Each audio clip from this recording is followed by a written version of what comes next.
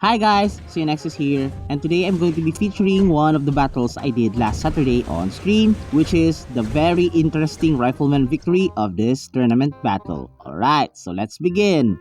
I start up with what I call the 3 barracks opening, especially on big maps, because generally the infantry can go in 3 ways. The one would be directly to the enemy base, the one would be directly top, and the one would be directly diagonal to my base. So it's more effective when you are collecting supply containers. So as you may have noticed, golden infantry training and then golden scout boosts to make it more effective. The faster you can push your infantry out, the better. And it's also a good thing. Another thing you should do here is you need to memorize the map and you need to be familiar with where the containers are usually located, so you have a general idea of where you want your infantry to be. After collecting the containers on land, never ignore the containers on sea. It's because they can give you a slight advantage. Even though it's slight, but still it is an advantage. So that is why golden naval production and afterwards golden naval strike. Naval strike or naval attack rather. So the difference between naval attack is it increases the speed and damage of your caimans or naval units overall. But naval strike increases the range and the vision of your naval units. However, it does not increase their damage. That's the only difference between the two. So generally, when you're collecting containers on the sea, you generally want to use the naval attack button to increase speed and increase damage if necessary. So I have noticed that the enemy has deltas coming in. So generally, the ratio of caimans to deltas is 2 caimans are able to stand out against 1 delta. So that is why I am producing myself 2 caimans here. So the goal here is to attack the delta. Instead of going in one by one, that caiman should go in together. So that's a rule of thumb here. So that is why I was able to successfully defeat this delta, but lost one of my caiman.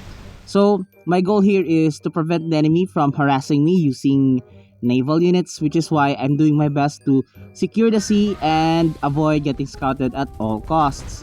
So one way of doing that would be me placing mines later. So here you can see me shoo off one of the deltas, at least dishing out some damage, and unfortunately I lost that caiman. But the goal here is to get that delta as low as possible so it does not enter my base. Alright, so advanced supply boost, and unfortunately for some reason my caiman last year to 1v1. Imagine how powerful they are.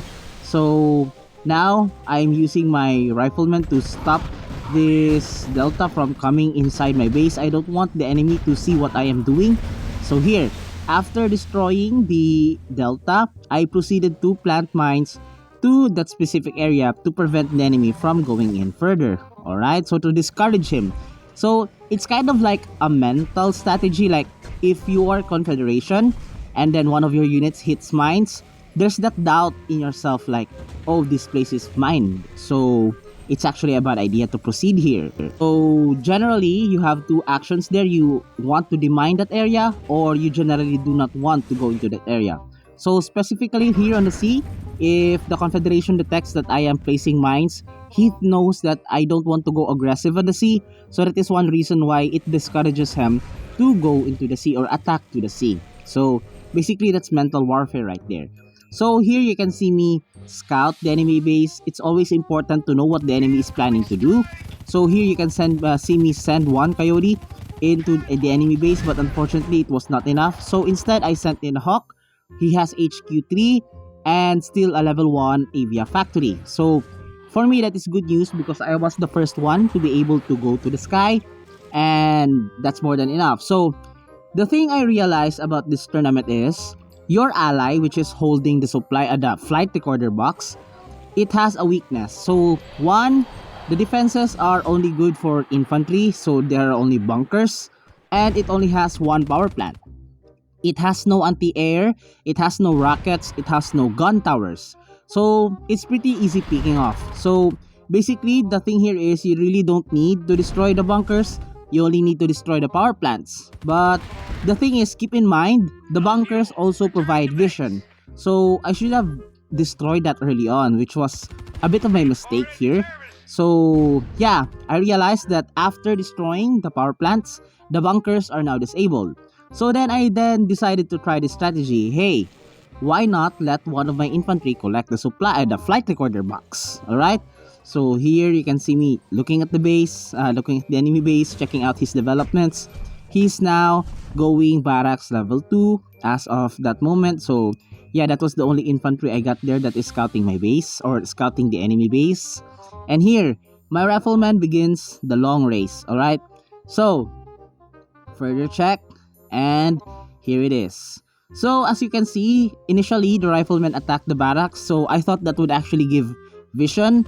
So I disabled that, I put it on scout mode so it won't be detected. And when the rifleman actually collected that, and then I saw that little yellow icon on top of his head, that's when I realized, oh, this is an interesting strategy, let me try this. So yeah, at first the enemy has a level 1 Avia factory, so I did not fear Vertex at this point. The only fear I have is if the enemy manages to intercept my unit, but it's no problem, it's because I can easily recover the crate.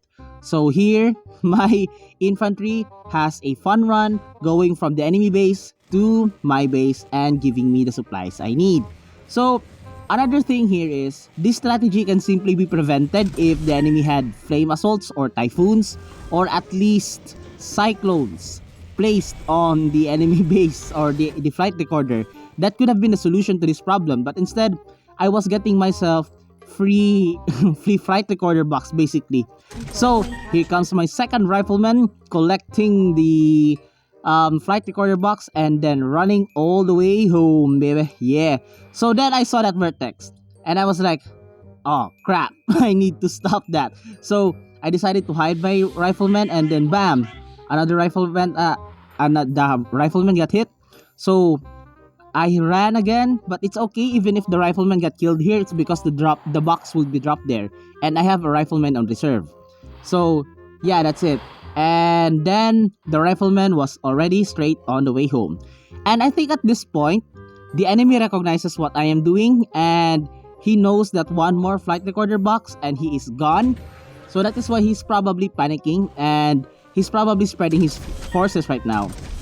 The right action here for the enemy would have been to send cyclones, because as you can see, Vertex have limited control.